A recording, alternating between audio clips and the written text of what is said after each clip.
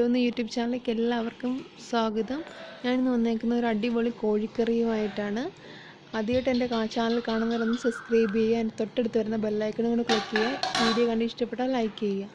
തയ്യാറാക്കി തുടങ്ങാം. ഞാൻ എടുത്ത് വെച്ചിരിക്കുന്നത് 1 കിലോ ചിക്കനാണ്. ഇതിൽ നന്നായിട്ട് കഴുകി വൃത്തിയാക്കി വെച്ചതിന് ശേഷം ഉപ്പും മഞ്ഞൾപ്പൊടിയും കുരുമുളക് പൊടിയും ജിഞ്ചർ ഗാർലിക് പേസ്റ്റും കൂടി ഇട്ട് നന്നായിട്ട് പുരട്ടി റെസ്റ്റ് ചെയ്യാൻ വെച്ച ചിക്കനാണിത്.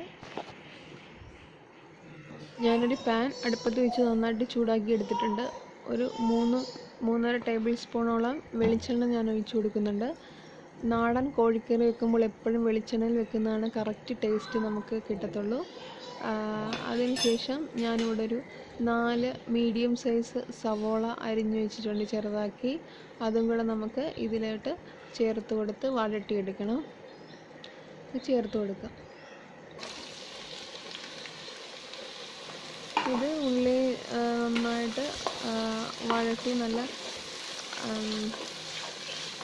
ഗോൾഡൻ കളറാകുന്ന വരെ നമുക്കിത് വഴറ്റിയെടുക്കണം. ഇനി അതിലേക്ക് ഞാൻ അടുത്തായിട്ട് ചേർത്ത് കൊടുക്കാൻ പോകുന്നത് ഒരു 3 വലിയ പച്ചമുളക് അരിഞ്ഞതുണ്ട്. അതും കൂടെ നമുക്ക് ഇതിലേക്ക് ചേർത്ത് നന്നായിട്ട് ഇളക്കി യോജിപ്പിച്ച് വഴറ്റിയെടുക്കാം. ഇതിലോട്ട് ഞാൻ കുറച്ച് ഉപ്പ് ചേർത്ത് കൊടുക്കുന്നുണ്ട്. അതായത് സബോള വാടിക്കിട്ടാനും മാത്രം ഉപ്പാണ് ഞാനിപ്പോൾ ചേർത്ത് കൊടുത്തിരിക്കുന്നത്. ഉപ്പ് ചേർക്കുമ്പോൾ പെട്ടെന്ന് സബോള വഴണ്ട് കിട്ടാൻ നമ്മളെ ഹെൽപ്പ് ചെയ്യും. ഇനി നമുക്ക് ചേർത്ത് കൊടുക്കേണ്ടത് ഒരു 1.5 ടേബിൾ സ്പൂണോളം, ഞാൻ വലിയ സ്പൂണാണ് എടുത്തേക്കുന്നത്, അതിന് 1.5 table spoon ginger garlic paste ഞാൻ ചേർത്ത് കൊടുക്കുന്നുണ്ട്. ജിഞ്ചർ ഗാർലിക് പേസ്റ്റ് എത്ര കൂടുതൽ ചേർത്ത് കൊടുക്കുന്നോ അത്രയും ടേസ്റ്റ് ആയിരിക്കും. ഇത് നമ്മൾ വെളിച്ചെണ്ണയിലിട്ട് വഴറ്റുമ്പോഴത്തേക്ക് നല്ലൊരു സ്മെല്ലാണ്. ഇതിൻ്റെ പച്ചമണമൊക്കെ മാറുന്നത് വരെ നമുക്കിത് വഴറ്റിയെടുക്കണം. സബോളയുടെ ഇഞ്ചി വെളുത്തുള്ളി പേസ്റ്റൊക്കെ നല്ലൊരു സ്മെല്ലൊക്കെ വരുന്നുണ്ട്. നന്നായിട്ട് നമുക്ക് ഇത് വഴറ്റിയെടുക്കാം. കുറച്ച് കറിവേപ്പിലയും കൂടെ നമുക്ക് ചേർത്ത് കൊടുത്ത് നന്നായിട്ട് വാട്ടിയെടുക്കണം. നമ്മുടെ സബോളയൊക്കെ ഇപ്പോൾ നന്നായിട്ട് വാടി തുടങ്ങിയിട്ടുണ്ട്. ഇത് അതിലേക്ക് ഞാനൊരു 1/4 ടേബിൾ സ്പൂൺ മഞ്ഞൾപ്പൊടിയും കൂടെ ചേർത്ത് കൊടുത്ത് നന്നായിട്ട് വഴറ്റിയെടുക്കുകയാണ്. സബോള ഒരു 50% വഴണ്ട് വന്നിട്ടുണ്ട്. ബാക്കിയും കൂടെ നമുക്കൊന്ന് അടച്ച് വെക്കുകയാണെങ്കിൽ പെട്ടെന്ന് വാടിക്കിട്ടും. നമ്മുടെ സബോളയൊക്കെ നന്നായിട്ട് വഴണ്ട് വന്നിട്ടുണ്ട്.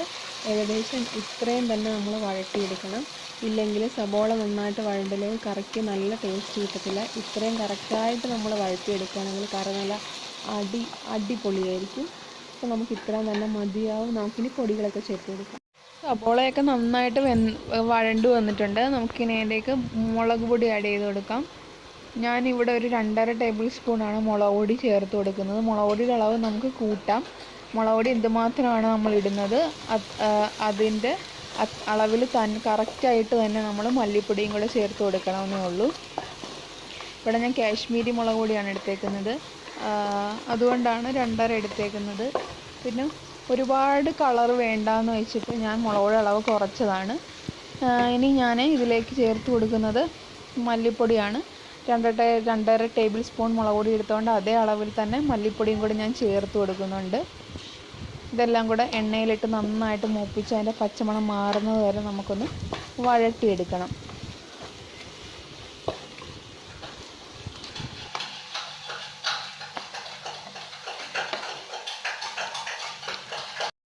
ഞാൻ ചേർത്ത് കൊടുക്കുന്നത് ചിക്കൻ മസാലയാണ്. 2 ടേബിൾ സ്പൂണിനോളം ഞാൻ ചേർത്ത് കൊടുക്കുന്നത് ചിക്കൻ മസാല. ഈ സ്പൂണിൻ്റെ അളവ് ഞാൻ പറയുമ്പോൾ എൻ്റെ കയ്യിലുള്ള വലിപ്പം കൂടിയ സ്പൂണാണ് ഞാൻ ഉപയോഗിച്ചിരിക്കുന്നത്. നിങ്ങളത് ഇടുമ്പം ഒരു അളവൊക്കെ ഒന്ന് ശ്രദ്ധിച്ചിടുക.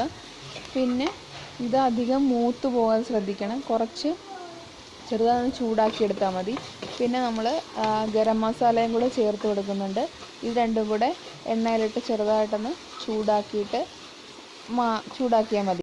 നമ്മുടെ മസാലയൊക്കെ ഇപ്പോൾ കറക്റ്റായിട്ട് മൂത്ത് കിട്ടിയിട്ടുണ്ട്. ഇനി നമ്മുടെ നേരത്തെ പുരട്ടി വെച്ചിരുന്ന ചിക്കൻ ഇതിലേക്ക് ചേർത്തിട്ട് എല്ലാം കൂടെ നമ്മുടെ മസാലയും ചിക്കനും കൂടെ എല്ലാം നന്നായിട്ട് പിടിക്കുന്ന രീതിയിൽ നന്നായിട്ട് പുരട്ടിയെടുക്കുക. പുരട്ടി എല്ലായിടത്തും യോജിക്കുന്ന രീതിയിൽ എടുക്കുക. പിന്നെ ഞാൻ ഈ ചിക്കൻ ഇതിനകത്ത് വെള്ളം വേറൊന്നും ചേർക്കുന്നില്ല, മുഴുവൻ തേങ്ങാപ്പാലിൽ തന്നെയാണ് വേവിക്കുന്നത്.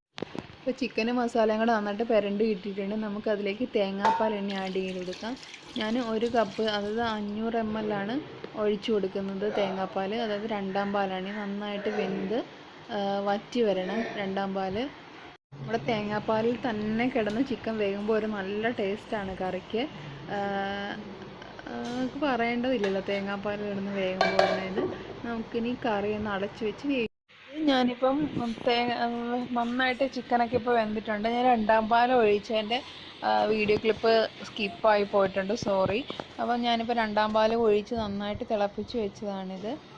ഇനി കുറച്ച് കറിവേപ്പിലയും കൂടി ഇട്ട് നമുക്കിതൊന്ന് അടച്ചു വെച്ച് കഴിഞ്ഞ് ഒരു അരമണിക്കൂർ കഴിഞ്ഞെടുക്കുകയാണെങ്കിൽ നല്ല തേങ്ങാപ്പാലൊക്കെ കട്ടയായിട്ട് പിടിച്ച് മസാലയൊക്കെ ചിക്കനിലായിട്ട് നല്ല വളരെ ടേസ്റ്റി ആയിട്ടുള്ള തന്നെ നമുക്ക് ചിക്കൻ കറി റെഡിയായിട്ട് കിട്ടും. അതിനായിട്ട് ഞാനിതൊരു കുറച്ച് നേരത്തേക്ക് മൂടി വെച്ചേക്കാൻ പോവുകയാണ്. അതിന് ശേഷം നമുക്ക് എടുത്ത് സെർവ് ചെയ്യാവുന്നതാണ്. വളരെ ടേസ്റ്റിയുള്ള ചിക്കൻ കറി ഇപ്പോൾ തയ്യാറായിട്ടുണ്ട്.